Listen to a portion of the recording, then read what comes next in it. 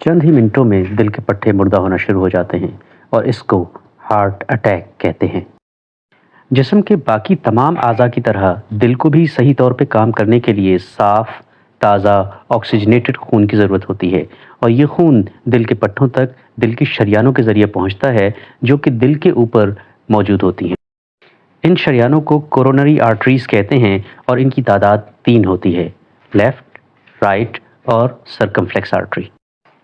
کچھ کنڈیشنز میں یہ خون کی صاف ستھری شریانیں جو کہ خون کو بہت اچھے طریقے سے پہنچاتی ہیں، ان کے اندر چربی اور چکنائی جمع ہونا شروع ہو جاتی ہے جس کو پلیک کہتے ہیں، اور اس کی وجہ سے دل کے شریان میں خون کا بہاؤ رکنا شروع ہو جاتا ہے۔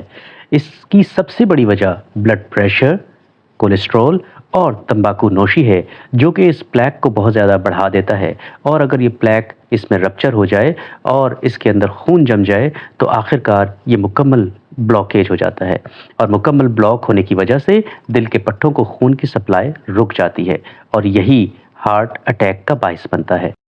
اگلے چند منٹوں میں دل کے پٹھے مردہ ہونا شروع ہو جاتے ہیں اور اس کو ہارٹ اٹیک کہتے ہیں۔ ہارٹ اٹیک کے بعد دل دھڑکتا تو رہتا ہے لیکن اس کی دھڑکن اور اس کا فنکشن کمزور ہو جاتا ہے۔ اگر ہارٹ اٹیک بہت میجر ہو تو دل کی دھڑکن مکمل بند بھی ہو سکتی ہے۔